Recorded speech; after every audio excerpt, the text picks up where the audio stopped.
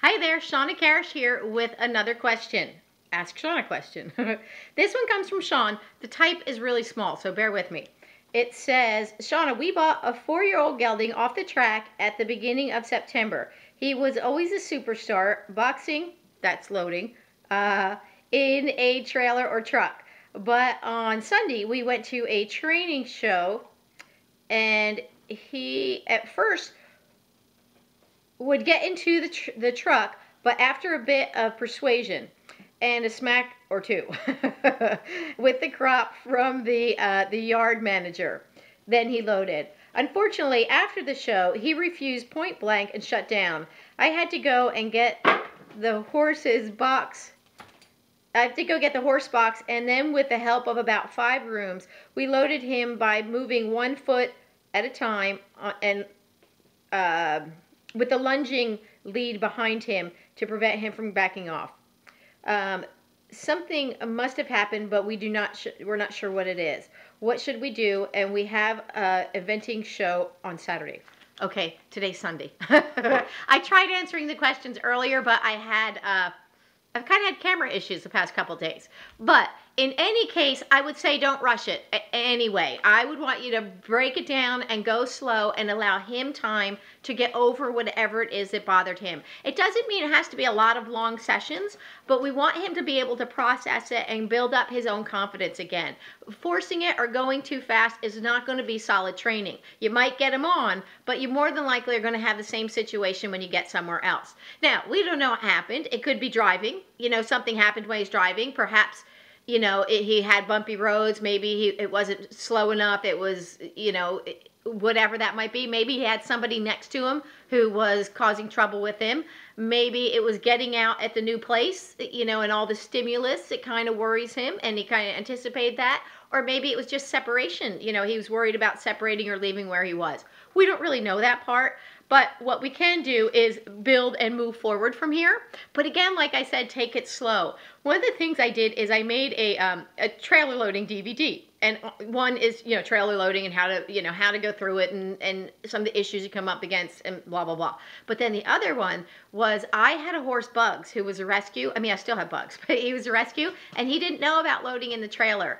And so I recorded, and I kind of did the same thing. I went to a show. I thought of everything except the trailer loading. And that's really my bad. As a trainer, I should not have taken that for granted, but I did. And so then it came time for the show, and he was the same thing. He's like, I'm not going on. I don't know what that is. He just wouldn't go. And so when we got back, I thought, okay, we're going to back down, and we're going to, you know, I broke it down. So I recorded all of those sessions in real time. So you see every single piece of it.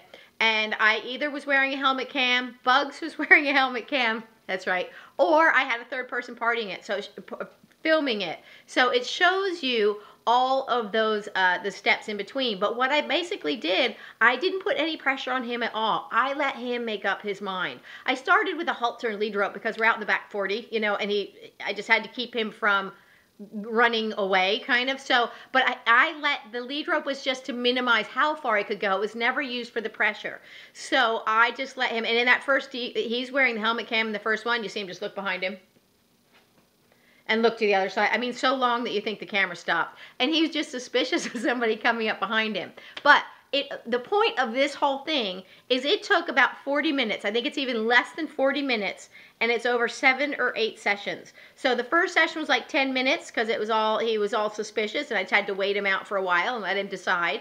And then each of the others was between, you know, 3 or 5 minutes. So they're really kind of short, but he got the time to process that and get comfortable on his own terms. They were even spread out over months sometimes for various reasons. So, and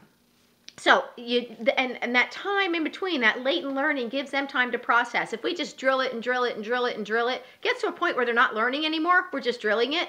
So if we can let them learn and process and learn and process and give them that time in between, he will really grow and develop the trust that you're looking for here. And then I would also address the different parts that may be problematic. You know, the driving really can be a problem, and sometimes it's tough because you know, you might live on a road that's rocky and you have to get out and it's got to pitch and sway and do that kind of thing. But but for whatever reason, we want to build up his reinforcement history. And the driving itself may be worrisome for him, except for that you said he was really good about it before, so something did probably happen. So I would just try to rebuild that new correct history with it, and I think that you will get him over whatever trauma started this. But the more we have to make it a big deal, and we have to use a lunge rope behind the lunge line behind him, and we have to do that kind of thing, we start making it bigger and bigger and bigger and bigger. We're making a mountain out of a molehill. If we can just keep it a molehill, we can kind of build that reinforcement history where he thinks, okay, the trailer is good again. I use a positive reinforcement. I use the target. Stationary target is a great tool for it.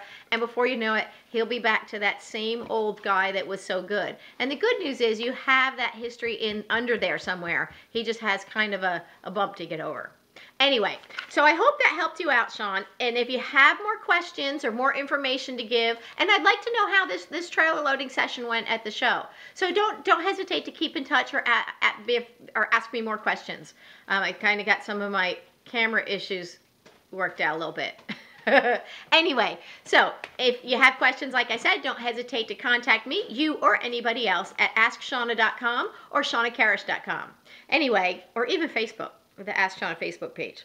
All right, until next time, enjoy getting your horse on target. Bye.